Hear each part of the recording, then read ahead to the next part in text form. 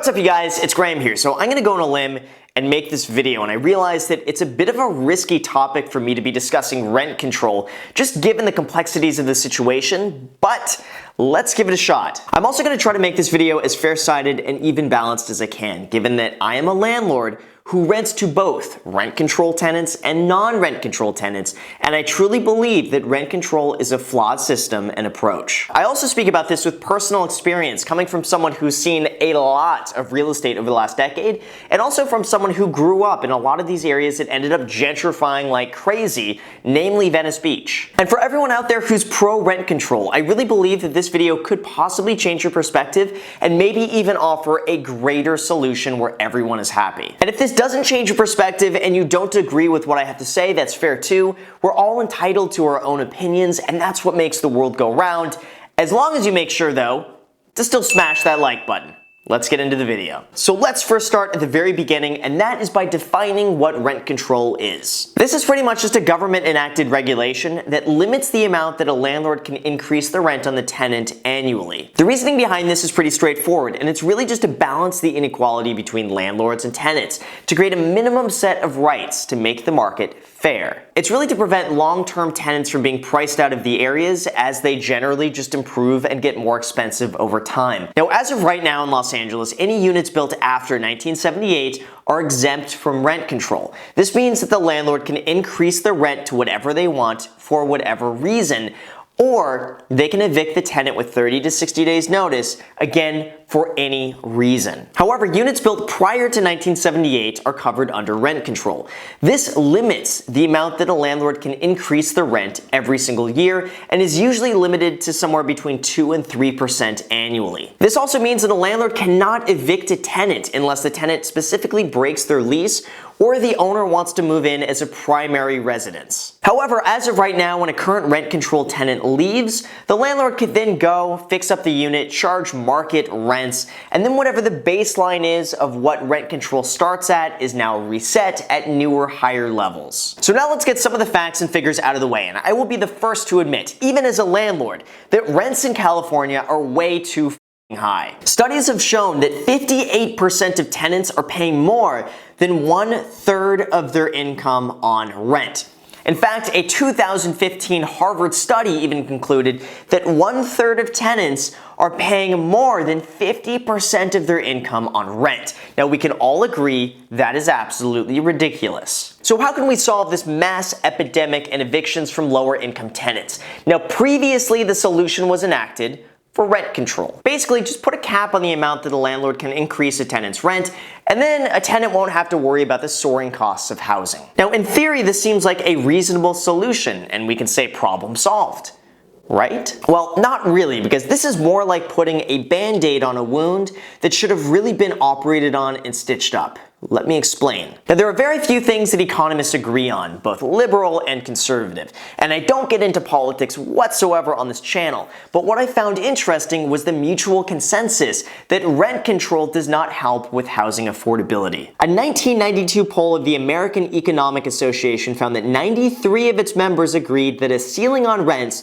reduces the quality and quantity of housing. A Stanford study has argued that rent control actually has an adverse effect on prices for renters and actually works against making housing more affordable. The study looked at two groups of housing, one built after 1980 and one built prior to 1980. The former was not rent controlled, the latter was rent controlled. Now, here's what they found. 20% of tenants were more likely to stay in their unit because it was rent controlled. Renters were more likely to move and live somewhere else if they didn't have the incentive of having their rent capped where they currently live. Now, in the most expensive areas, they actually found had the highest turnover, as landlords actively tried to get their tenants out of their leases to try to get market rent. It was also found that landlords of rent-controlled buildings were more likely to convert their units into something that didn't fall under rent control, thereby reducing the housing supply an additional 15%. And at the end of the day, it was found that the loss of more available housing ended up driving up the price of rent. It was discovered that a 6% decrease in housing ended up leading to a 7% increase in rent. The end result is that based on these studies, rent control ends up restricting the amount of new housing coming on the market. Now, while some tenants out there might get a total bargain and win the lease agreement lottery, most people never get access to low rent control prices, and if they do, they're incentivized to never move out because it's so cheap,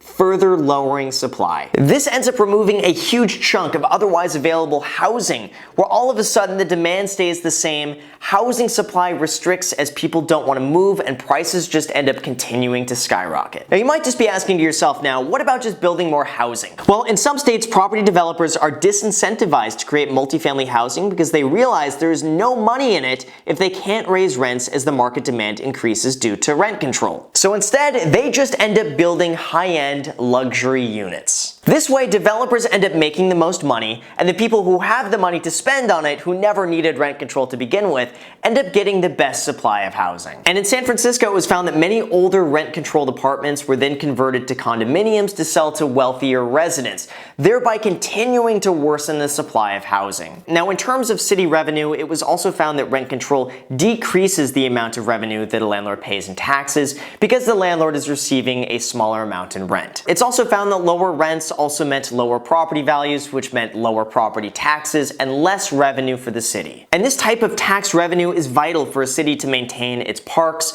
roads, streets, sidewalks, lights, and communities. Now, before I get into my proposed solution to all of this, which, by the way, Graham for president, I'm going to share my purely anecdotal stories and experiences both for and against rent control from what I've seen firsthand. So my mom and I used to live in Venice Beach before GQ named it the coolest block in America in 2012. So my mom and I lived here from 1995 to 2007. This is before Google moved in, before Snapchat, before all the tech companies, and before it was even called Silicon Beach. It was just referred to as Venice. Now, this is the type of area that when I was in middle school and high school, I was embarrassed to bring friends back because of how bad of an area it was. You would go to my place and all of a sudden there would be a homeless person out front just shooting up drugs. There would be prostitutes walking up and down the street. There would be trash everywhere. And believe it or not, there was a lot of gang activity, so you'd drive down any alley in Venice and you'd usually see a whole bunch of tagging and usually some really scary looking people hanging out at like 2 a.m. These residents weren't rich by any means, and Venice was not an area that many people wanted to live in. But once the tech companies began moving in, mostly because it used to be a quiet beach town, they brought with them a lot of wealthy employees.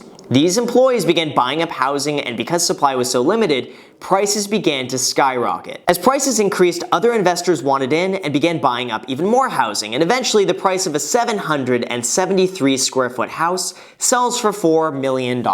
In the process, I have seen Venice go from a dilapidated, drug-infested, artistic sanctuary into a tech millionaire's playground. But I have also seen Venice lose its authentic, free-spirited, hippie vibe that made people want to move there in the first place.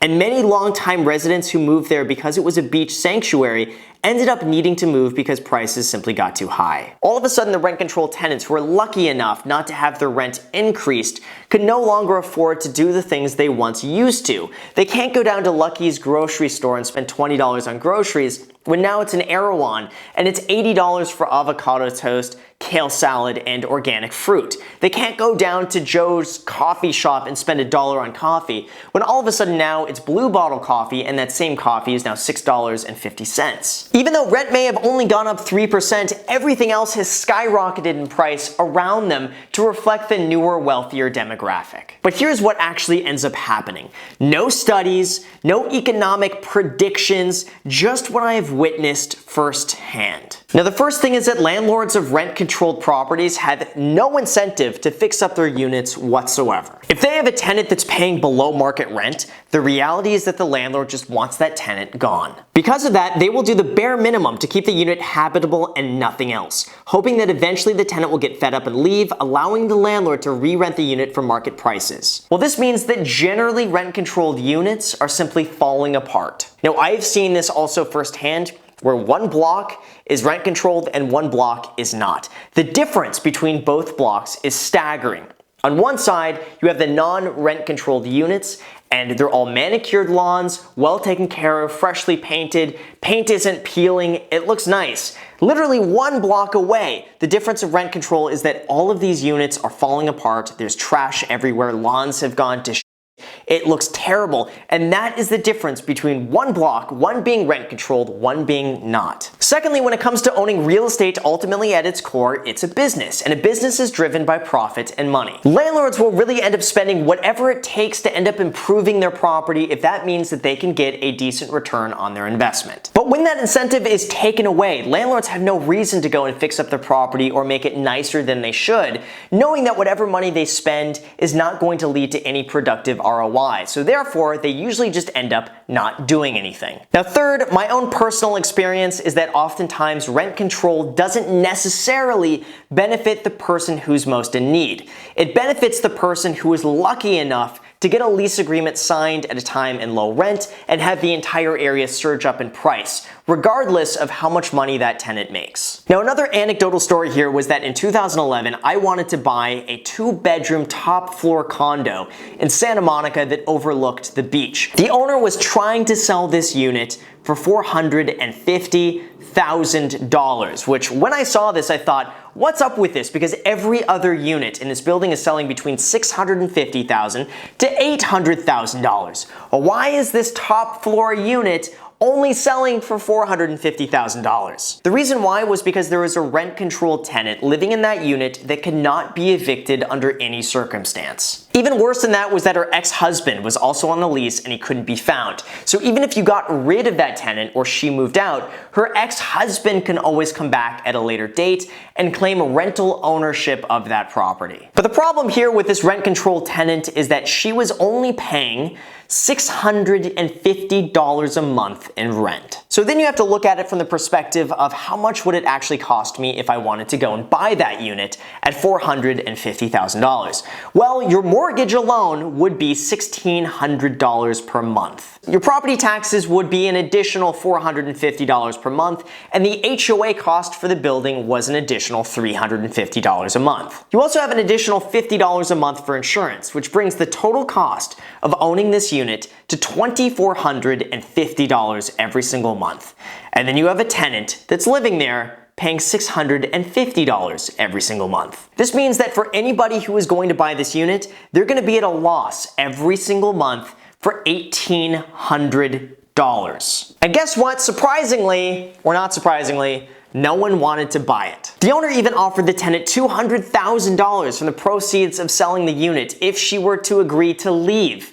And guess what? The tenant said no. Eventually, the owner literally ended up letting this unit go into foreclosure because he couldn't afford to continue making the payments and couldn't afford to take the loss every single month. Now, in return from this, from the tenant's perspective, she has lived in a unit that has not been updated since 1970. The landlord has not fixed a single thing in hopes that the tenant would just get fed up and leave, but the tenant ended up making so much money that she would just fix up the unit herself. This is a tenant who made in the low 6 figures annually, who could easily afford to pay $3,000 or more in rent, but simply chose to stay because where she was at right now was cheap. This also allowed her to save a lot of money in the process at the landlord's expense. Now, I totally understand that that was a very extreme example, and I'm sure if we looked, we can find examples of people on the totally opposite side of the spectrum that really needed rent control. But the reality is that rent control is often very widely used by people who don't necessarily need it, who simply view it as a way for them to lock in their rent and save money at the landlord's expense. I've also seen many other extreme cases where landlords have chosen to keep their properties empty and vacant because they eventually want to sell and don't want to be limited by having a rent-controlled tenant. And again, this further restricts the supply of housing. Or I've seen many other landlords choose to Airbnb their property instead of renting it to long-term rent-controlled tenants, which again further just restricts supply. Now, this is a very complex situation, and there is definitely not a one-size-fits-all approach that will solve all of this in a way that everyone is happy. But these are a few of my thoughts and ideas. See, anytime you have an issue, the first thing you need to do is find out what's causing the problem so you can address it head on rather than by addressing the symptoms of it. So what's causing this? And here in California, the real reason is that we have a lack of supply. There's simply not enough housing to go around, so you have more people competing for fewer units, and thereby the prices are simply driven up. Now, rent control protects certain tenants from being priced out, but at the expense of landlords who then become disincentivized owning or improving their units, restricting supply, causing the root of the problem in the first place, so it becomes this vicious, never-ending cycle. So what do I think is a very reasonable solution to this complex situation? And again, let me say that this is not a one-size-fits-all approach, and with any solution, someone is bound to be unhappy by it or not approved by it, but this is what I think. We desperately need more housing inventory and looser building regulations. Here in Los Angeles, at least, zoning prevents us from building more dense housing because we are really focused on the single-family residence. Most of these areas here in Los Angeles do not allow for anything other than a single-family home on a lot. Now, I totally get and respect that. I understand that we don't want to become a New York where all of a sudden you have a bunch of skyscrapers coming out of residential areas. I get that. But I do think that we should allow for more loose zoning regulations around freeways, expo lines, train stations, things like this that would allow for us to build maybe 3 to 6 stories around populated areas. And I feel like this would be a win-win for everybody involved. First, they would allow for more units to be built that help alleviate some of the housing shortage. Second, investors would love this because now they can build a multi-family building on something that would previously only be a single-family residence that wouldn't produce enough income. And third, for people who live in these areas, their property values would simply skyrocket because all of a sudden their land becomes more valuable to developers. To me, this at least seems like the perfect scenario, and I would love if this were to happen to one of my properties and all of a sudden I could build 6 units. I would love that. When you have such a shortage of inventory and so many people wanting to move in, one of two things happens. Either government enacts rent control and caps the limit at what you can charge a tenant, or number 2, you simply build more units. Now, simply telling people that if you can't afford it, you should leave. If you can't afford Gucci, don't buy Gucci. No one is forcing you to live here. That isn't really the right approach to this either. We can't just force people out of their homes because prices went up without having an ill impact on our entire community. We're all people and we all deserve the chance to be treated fairly, but at the same time, putting a cap on rents and controlling what a landlord can charge isn't the answer either. Creating more housing and loosening zoning regulations to help alleviate the housing shortage is, in my opinion, could be totally wrong. Let me know in the comment section below, but this is what I think. Now, in order for this solution to work, we need to put our focus on changing zoning regulations to allow for more housing, not putting restrictions on what a landlord can charge a tenant. So for all of you in California, let's make sure to vote no on Prop 10, and let's devote our time, resources, and energy into addressing the real root of the problem, which is simply just a shortage of inventory. So let's allow for more housing. Let's change zoning. Let's allow for more multifamily buildings, and let's incentivize landlords to actually create housing that they feel that they can get a fair return from, while also treating tenants fairly. So with that said, you guys, thank you so much for watching. I really appreciate it. This is a long video. Just gonna say like, subscribe, add me on Snapchat, Instagram, and until next time.